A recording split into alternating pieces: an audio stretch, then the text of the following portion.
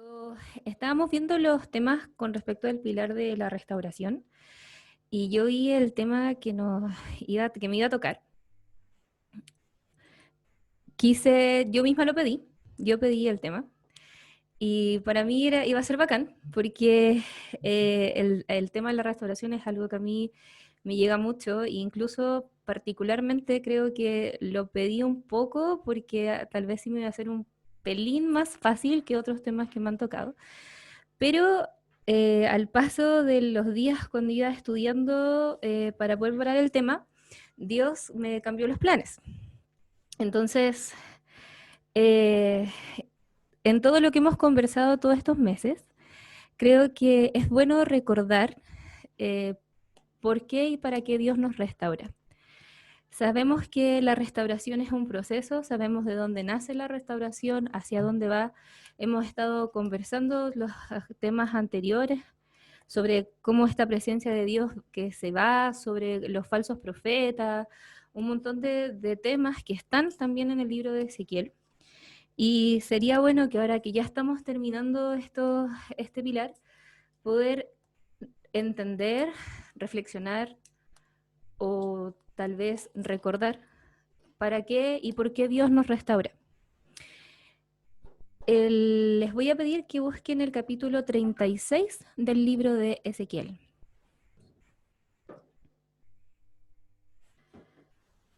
¿Sí? Entonces, capítulo 36 desde el versículo 19 hasta el 23. Desde ahí nos vamos a estar moviendo para que lo tengan abierto y partimos. Vamos a orar. Padre amado, Señor, yo te agradezco profundamente esta oportunidad. Te agradezco, Señor, por todos los que hemos estado aquí, por los que están conectados, Señor. Te agradezco, Señor, porque has tenido misericordia de nosotros, porque podemos acceder a tu palabra, Señor, sin ningún temor, porque esta se nos va aclarando con el tiempo a través del Espíritu Santo. Señor, y yo te pido que el día de hoy seas tú hablando a través de mí para todos nosotros, que seas edificando nuestras vidas, que seas restaurándonos también, que seas colocando verdades en nuestras mentes y en nuestro corazón. Que si para algunos este tema ya es sabido, sea un recordatorio, y para los que a lo mejor no lo teníamos muy claro, sea una verdad que venga a alegrar nuestra vida, Señor. Señor, yo te pido que esto sea un hermoso tiempo contigo, que sea un espacio donde podamos escucharte y que seas tú cuidando toda distracción que pueda haber, Señor, y que nos desenfoque. En el nombre de Jesús. Amén. En el versículo 19 en adelante dice: los esparcí por varios países a fin de castigarlos por su mala manera de vivir. Pero esparcidos entre las naciones deshonraron mi santo nombre, pues las naciones decían, estos son el pueblo del Señor, pero Él no pudo protegerlos de su propia tierra. Entonces me preocupé por mi santo nombre, el cual mi pueblo trajo vergüenza entre las naciones. Voy a leer hasta ahí primero. En el texto vemos que Dios, en todo esto que estaba pasando en el pueblo de Israel, que veníamos ya desde un pueblo que deshonraba el nombre de Dios, donde habían falsos profetas, donde el nombre del Señor estaba quedando mal parado, por decirlo así, ¿no es cierto? Porque por más que el pueblo de Israel recibía revelación de Dios, por más que el pueblo de Israel tenía a este Ezequiel que venía a hablarles constantemente de que arrepiéntense, de que esto es lo que va a pasar y todo lo demás, vemos que no pasaba nada, ¿sí? Y Dios ve esto, escucha estas como murmuraciones de personas que dicen, bueno, este no son el pueblo de Dios. ¿Acaso Dios no pudo hacer nada con ellos? Y la primera verdad que yo rescato de este versículo del 21 dice que Él se preocupó por su santo nombre. Y una de las razones por las cuales Dios nos restaura en primera instancia es precisamente esta, que hay una preocupación de su persona.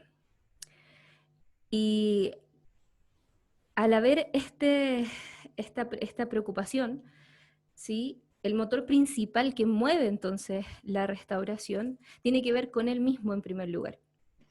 No, eso no quiere decir que el amor el amor de él hacia nosotros cambie, ¿sí? Pero vemos que el primer motor de donde inicia esto tiene que ver con él. Tiene que ver con que él está viendo que en el fondo no está pudiendo llegar al resto porque su pueblo no está haciendo lo que tiene que hacer.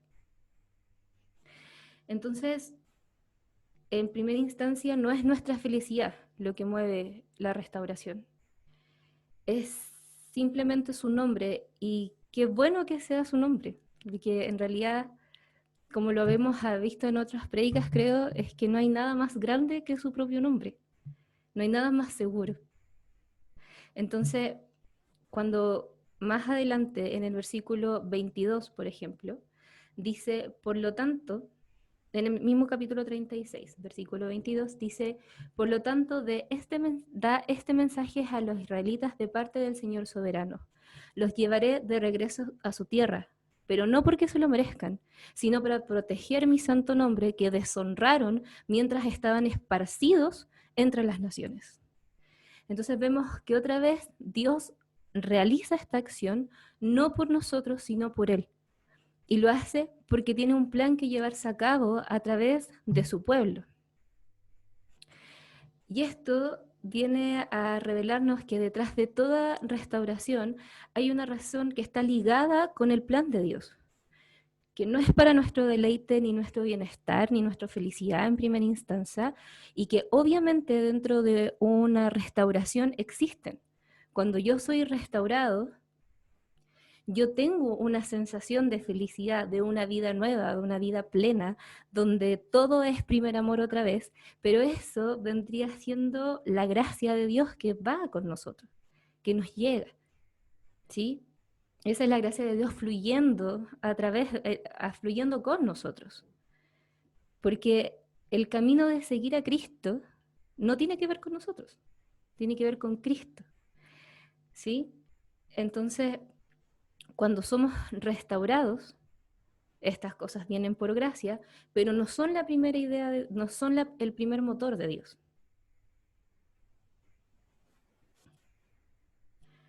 En Colosenses 1:16 dice, porque por medio de él fueron creadas todas las cosas, en el cielo y en la tierra, visibles e invisibles, sean tronos, poderes, principados o autoridades. Todo ha sido creado por medio de él y para él. Entonces, si vemos esto y estamos leyendo que Dios en el fondo, no, en primera instancia, en un primer motor, no se mueve por tu felicidad o por la mía, simplemente por eso, ¿ya? Eso hace a Dios un Dios lejano y lo hace poco amoroso. Se convierte en un Dios egoísta porque piensa en él primero, es un Dios egocéntrico, es un Dios que vela solo por sus propios intereses. Obviamente no, tenemos que entender y estar súper seguros del amor de Dios. Y eso es algo que a estas alturas y entendiendo que estamos avanzando en este continua madurez en Cristo, tiene que llegar un momento en que estemos absolutamente seguros del amor de Dios. Y que a pesar de ver estas cosas, eso no hace a Dios un Dios lejano, no lo hace un Dios sentado en su trono mirándonos de lejos, ¿sí? No deja de ser un buen padre, por el simple hecho de restaurarnos por amor a sí mismo en primera instancia. No lo hace egocéntrico por querer llevar un plan adelante, cuando ese plan solo está pensado para tener una comunión con su creación. Él es un Dios bueno. Él no puede ir en contra de sí mismo, Él no cambia, Él es todo bondad, es seguridad, es justicia, es protección. Por lo tanto, aunque la restauración parta desde un primer lugar por amor a sí mismo y por amor a su nombre, porque somos su pueblo y debemos estar en el estatus que Dios nos pide, eso no lo hace un Dios lejano. Y no hay mayor muestra de amor de Dios hacia nosotros que es cuando entrega a Jesús a la muerte en la cruz por nuestros pecados. Juan 3:16 dice, porque Dios amó tanto al mundo que dio a su único Hijo para todo en el que en él crea, no se pierda, sino que tenga vida eterna. Entonces, es tan impresionante entender que este Dios ve mis actitudes, tus actitudes, o en este pueblo, en este caso, perdón, como Israel estaba. Nosotros como representantes de él en la tierra, no le estábamos dando el ancho, en el fondo, su nombre. Y él decide restaurarnos porque no hay nada más grande que su nombre y nada más seguro que su nombre. Y dentro de eso hay mucho amor. Si yo tengo un plan, ¿no es cierto? Si yo quiero hacer algo e involucro al pato, por ejemplo, lo hago porque confío en él. Lo hago por amor, aunque parta de mí primero. Aunque parta del yo querer involucrarlo o de yo querer hacer algo. Entonces, tenemos el primer punto, que es en el fondo el por qué Dios decide hacer esto. Y el segundo vendría siendo el para qué. Y tiene que ver con el plan de Dios. Dios te restaura o te restauró para que podamos participar de su plan perfecto. El capítulo también 36, en el versículo 23, dice, mostraré cuán santo es mi gran nombre, el nombre que deshonraron entre las naciones, cuando revele mi santidad por medio de ustedes ante los ojos de las naciones. Entonces ellas sabrán que yo soy el Señor. Y me encanta, porque dice que cuando revele mi santidad por medio de ustedes ante los ojos de las naciones. Nuestro Padre tiene un plan y tenemos el privilegio de ser parte de ese plan. Somos restaurados para dar honor a su nombre. Dios puede hacer todo esto solo, pero nos da, insisto, el privilegio de ser participantes activos de este plan, porque somos restaurados para dar testimonio de Él. Y aquí yo les puedo compartir algo muy personal, pero yo en algún momento pensé o creí, ¿sí? Más bien que la restauración partía simplemente o era simplemente porque Dios me amaba mucho y quería que yo fuera muy feliz. Y como les hablaba anteriormente, eso es algo que uno siente, ¿cierto? Porque nuestra vida cambia, nuestra mente cambia. Entonces creía que tenía que ver solo conmigo, porque Dios era súper bueno y me ama tanto. Entonces, obviamente va a querer mi felicidad y obviamente me restauró para eso, para yo deleitarme solamente en lo más maravilloso y bacán que es mi vida ahora, después de todo lo que yo había hecho y todo lo que había deshonrado a Dios. Entonces, bacán. Pero no, la verdad es que con esto me di cuenta que la restauración viene y se presenta delante de nosotros para que el pecado sea erradicado y Dios pueda glorificarse. Solo no lo hace porque es el Dios de Disney de los finales felices, ¿sí? No lo hace porque vela solamente por tus necesidades, sino que lo hace para que tú puedas dar testimonio de él, en el fondo para seguir con este plan adelante, ¿sí? Y, y debemos aprender que esto no se trata de nosotros. Lo hemos estado hablando últimamente, lo hemos estado viendo igual un poco con la Denise los domingos, lo hemos escuchado otras veces y creo que llegó el momento en que lo podamos realmente entender, que este camino se trata de Él. Y todo lo que Dios hace es por Él y para Él. Y que nosotros somos privilegiados de poder participar de esto. Entonces, insisto en que esta idea o esta afirmación no convierta a Dios en un Dios lejano, porque el concepto de felicidad que Dios tiene no se parece al nuestro. Y para entender eso, tengo que conocer quién es mi Dios y para qué fui creado. Y saber que todo mi ser está satisfecho y está en plenitud cuando tengo una comunión con el Padre, con el Hijo y con el Espíritu Santo. Y esa vendría siendo mi felicidad. Si yo no conozco estas verdades, no puedo entender el por qué y el para qué Dios me restaura. Si yo no tengo una convicción firme del amor paternal que Dios tiene por su pueblo y de que soy participante de este plan maravilloso que Dios tiene, no voy a poder entender que Dios me restaure por amor a sí mismo y para poder seguir dando testimonio de Él.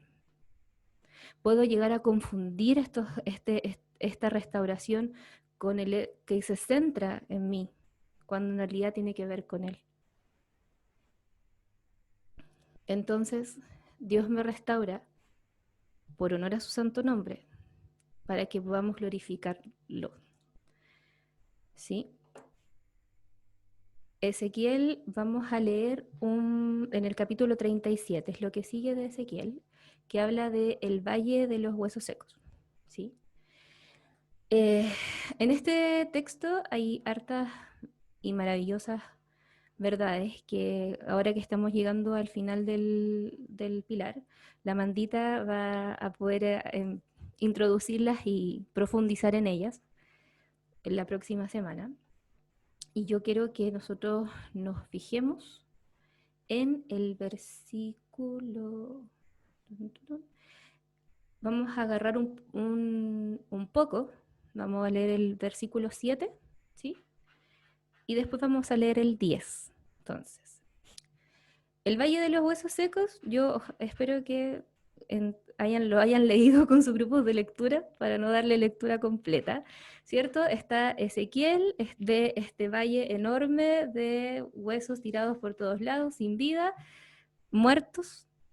Viene el Espíritu del Señor, lo toma, le pregunta, ¿tú crees que estos van a poder volver a la vida? Ezequiel les dice, esto solo lo sabes tú, y empieza a decirle, bueno, dile esto a los huesos. Y Ezequiel le dice una palabra. Y el versículo 7 dice, así yo anuncié el mensaje. De repente, mientras yo hablaba, se oyó un ruido, un traqueteo por todo el valle. Se juntaron los huesos de cada cuerpo y volvieron a unirse hasta formar esqueletos enteros. Mientras yo observaba, vi que se formaron músculos y apareció carne sobre los huesos. Después se formó piel para recubrir los cuerpos, pero aún no tenían aliento de vida. Este concepto del aliento de vida lo vamos a dejar un poquito, o sea, lo vamos a dejar aparte, por lo menos el día de hoy, porque da para mucho. Y lo que creo que nos enfoquemos en la idea de los huesos, ¿ya? Cuando el texto nos dice, y aquí vamos a un poco de la imaginación, pero aquí ya vemos que estos son cuerpos, ¿sí? Esto ya se unieron sus huesos, por lo tanto ya vemos un principio de la restauración, tienen músculos por fuera, tienen carne, hay piel de por medio, entonces podemos decir a simple vista, que esto ya es un cuerpo viviente, ¿cierto?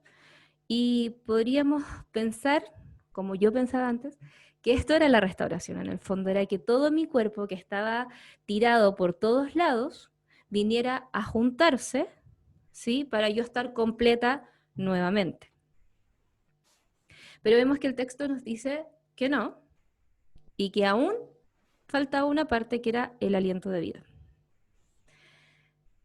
Entonces, vemos que después en el texto dice que llega este aliento de vida, y en el versículo 10, vamos a saltarnos los otros y vamos a ir al versículo 10, dice, así que yo anuncié el mensaje, como él me ordenó, entró el aliento en los cuerpos, todos volvieron a la vida, se pusieron de pie, era un gran ejército. Y aquí es cuando a mí en lo personal se me abrió la cabeza en 1000 partes. Porque el texto viene a decir que los que se pararon, en el fondo, los que se levantaron de este valle de huesos secos, era un gran ejército. No era un pueblo cualquiera, no eran personas normales. No dice el texto que se pusieron de pie, sintieron felicidad, volvieron a sus campos a deleitarse por lo que el Señor había hecho en su vida. Dice que se levantaron y que era un gran ejército. Y un ejército no sigue sus propias instrucciones. Un ejército no ejecuta un plan que lo da el comandante. Un ejército es, ¿cómo se llama esto? Esta palabra que los reclutan, ¿cierto? Son personas que son entrenadas para un ejército bueno, no se hace con personas naturales que uno ve en la calle y dice, oye, tú ven, sino que se toma a personas naturales, pero se les entrena para hacer un ejército. Entonces, cuando vemos que esto que estaba muerto fue levantado nuevamente para hacer un ejército, ¿sí? No sé si a ti te pasa, pero es como, a mí es la segunda oportunidad que tú tienes para hacer las cosas bien hechas, ¿sí? Es una oportunidad maravillosa de ser parte de algo otra vez. Entonces, sobre todo en la connotación que tenían los ejércitos en la Biblia. O sea, recordemos que en todo el Antiguo Testamento, cuando se habla del ejército, y se habla del ejército del pueblo de Israel, era el ejército más bacán que existía. No era cualquier cosa. Entonces, vemos que se levanta nuevamente el ejército de Dios para ejecutar un plan a través de ellos. ¿Sí? Entonces, qué heavy que Dios venga a darnos otra oportunidad, pero no para nosotros mismos, no para deleitarnos en nosotros mismos, no para después decir, no, sí, Dios me restauró y ya, sí, bacán, y ahora vivo mi vida súper feliz, sino que lo hace para que tú vuelvas a meterte dentro de este plan maravilloso en el cual Dios te dio el privilegio de participar. Te está diciendo, ¿sabes qué? Te voy a levantar, te voy a juntar de nuevo, te voy a volver a dar aliento de vida para que tú des testimonio de mí. No para que vayas a deleitarte en la nueva vida que te voy a dar, sino para que tú des testimonio de mi nombre. Porque hay un plan perfecto que va a pasar a través de ti. ¿Y Dios lo puede hacer solo? Sí, Dios puede hacer esto perfectamente solo, pero decide hacerlo con su creación. Entonces, si hemos sido restaurados o estamos siendo restaurados o estás pasando por un proceso de restauración, entiende que cuando termine o lo que tienes como experiencia sirve para dar testimonio de este gran Dios y que puede ser de bendición para muchos, porque Dios vive en comunión con su pueblo.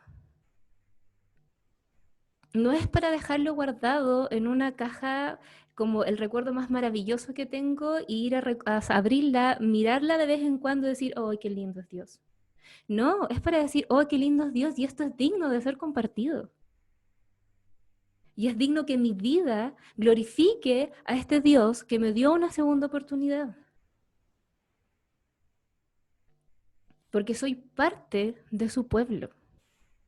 Tengo el privilegio y el honor de ser parte de su pueblo.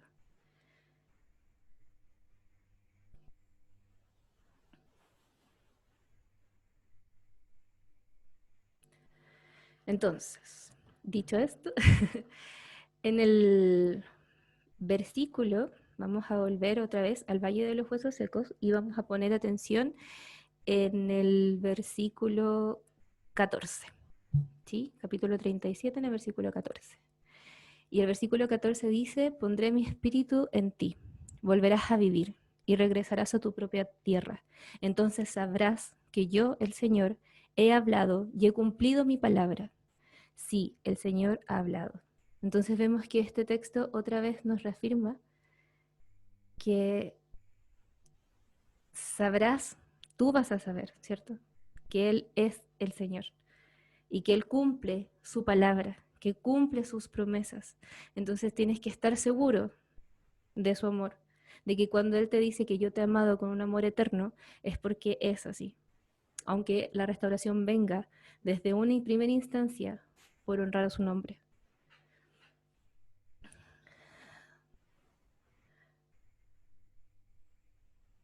Espérenme un segundo.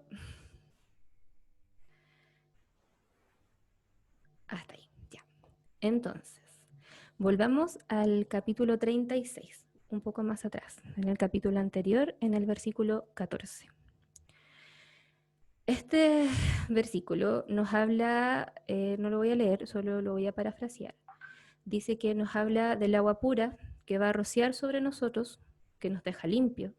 Nos dice que nos dará un corazón nuevo, que quitará el corazón terco de piedra que teníamos y que nos dará uno tierno y receptivo. Y el versículo 27 dice, pondré mi espíritu en ustedes para que sigan mis decretos y se aseguren de obedecer mis ordenanzas.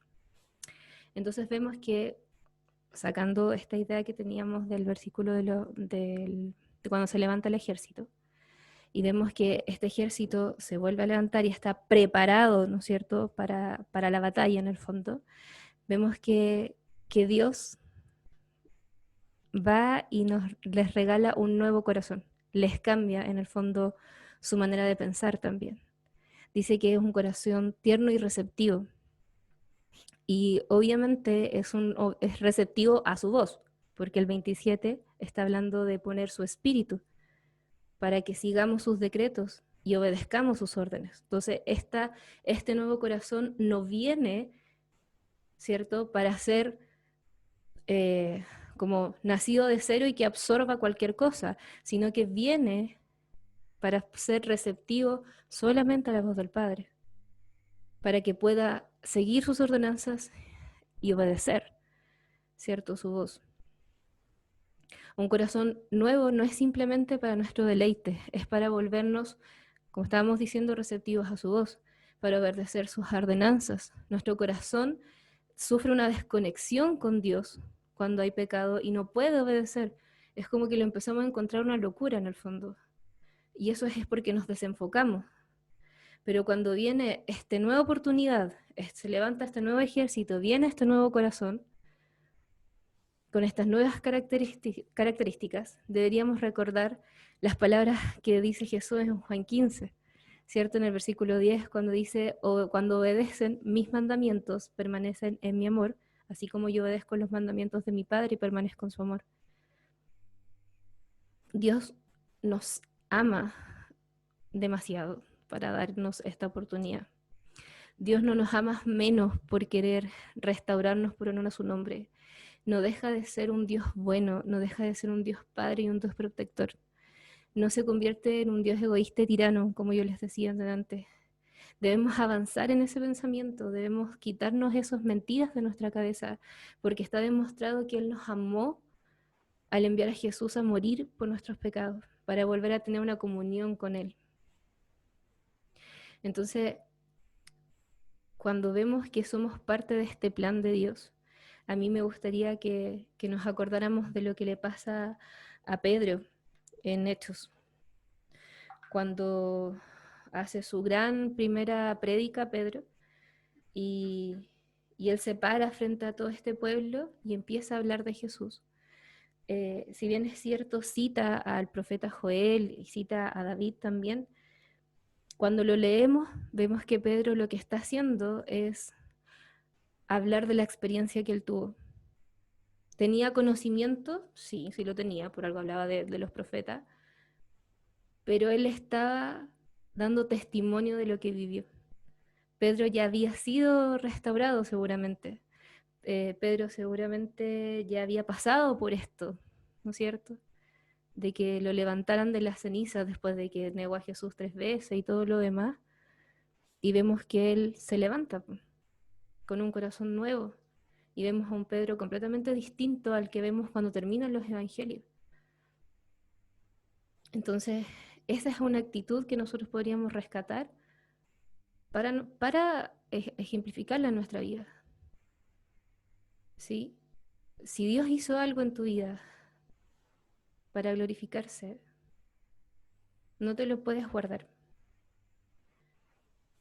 porque si no, Dios no va a llegar a esa persona.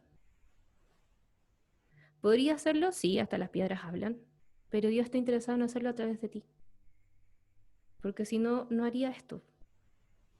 No te daría una segunda oportunidad, porque la segunda oportunidad, como decíamos, no es para tu deleite, ¿sí? Es porque Él quiere que toda su creación lo adore. Todos somos parte de ese plan. Entonces Dios nos da la oportunidad nuevamente de ser parte de su plan perfecto, de tener comunión con su creación. Nosotros somos parte de su pueblo y por medio de nosotros Dios se revela. Y somos esas ramitas que no pueden dejar de expandir su amor, como lo veíamos en nuestro retiro anterior. Y Dios, al culminar la restauración, nos da un corazón nuevo, no con el fin de deleitarnos de nosotros mismos, sino para vivir una vida con propósito, una vida para cumplir su plan. Y así podemos tener plena seguridad de que vamos a llegar a un buen puerto, porque es Dios el que está trabajando en nosotros. Y, y qué más bacán que eso, que ser parte de este plan maravilloso que Dios tiene, de que Dios nos haya regalado una nueva oportunidad, de que nos haya restaurado con un propósito divino.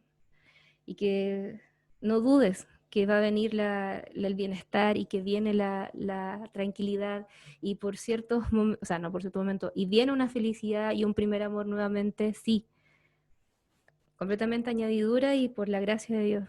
Pero tú estás siendo restaurado o fuiste restaurado para que Dios se glorificara. Entonces, no es algo que podemos guardar, no es un recuerdo que debe vivir encerrado en una cajita. Es algo que tú tienes que decir, es algo al que tú tienes que dar testimonio. Testimonio no solo con tus palabras, sino que también con tus actos, como estamos estudiando con Pedro otra vez, los domingos. Sí. Entonces, yo espero que, que al igual que a mí, esto venga a recordarte de que todo lo que nosotros vivimos tiene que ver con Él y es para Él. Y que nuestros conceptos de felicidad no son los conceptos que Dios tiene y que no los podemos confundir. Y que si vamos a crecer y vamos a seguir avanzando en la madurez en Cristo Jesús, es necesario tener en los cimientos súper seguros. Y el primero es que Dios te ama. Dios te ama profundamente. Si no, no hubiera enviado a Jesús a morir por ti. Y eso no cambia. Eso no cambia y eso no nos puede quitar nadie. Y que Dios actúe por amor a sí mismo no lo convierte en un Dios lejano y un Dios egocéntrico, sino que no hay nada más seguro que su nombre, en el fondo. Así que eso, voy a orar. Padre amado, muchas gracias por este tiempo. Gracias, Señor, por tu palabra. Gracias, Señor, porque estamos tan seguros en tus manos. No hay nada más seguro que tú. Señor, gracias porque no hay nada más santo que tu nombre. Gracias porque si nos das segundas oportunidades, las das con un propósito, que es para hablar de ti, es para hablar de lo maravilloso que eres, de lo infinito que eres, Señor, de lo maravilloso, de lo poderoso, que no hay nada que tú no puedas hacer, Señor. Señor, gracias porque si nos das otra oportunidad es para poder hablarlo, es para poder eh, compartirlo con otro. Señor, por favor, muévenos a hablar de ti. Señor, muévenos a contar lo que tú has hecho en nuestra vida, sin importar si tenemos todos los conocimientos teológicos, no, porque eso vienen después, uno los puede estudiar, los puede hablar, los puede conversar, se puede capacitar, Señor, pero en primera instancia eres tú, eres solo tú. Es hablar de ti, hablar de lo que tú haces, hablar de cómo tú trabajas, de cómo tú estás ahí constantemente llamando a tu pueblo, Señor. Señor, gracias por los que están siendo restaurados, Señor, en este tiempo, por lo que por lo que tú nos estás enseñando, Señor, en este tiempo. Que sin duda, Señor, no seremos igual que antes. Y yo te pido, Señor, que no seamos igual que antes, que no salgamos de nuestras casas y se levanten estas cuarentenas y sigamos siendo los mismos, Señor. Señor, sino que seamos más valientes, que no sigamos perdiendo el tiempo, Señor, porque es tan necesario hablar de ti. Es tan necesario, Señor, compartir lo que has hecho en nuestras vidas. Es tan necesario compartir de esta esperanza y esta tranquilidad y esta paz que solo tú puedes dar, Señor. Gracias. Gracias, Señor, por los dolores antiguos. Gracias, Señor, por los malos tiempos. Gracias, Señor, por las pruebas, por las dificultades, Padre Santo, porque si miramos para atrás podemos dar gloria a tu nombre de que tú has sido fiel y de que tú nos sostienes y que siempre nos vas a sostener, Señor, porque tú nos amas con un amor profundo y un amor eterno. Gracias, Señor, en el nombre de Jesús. Amén.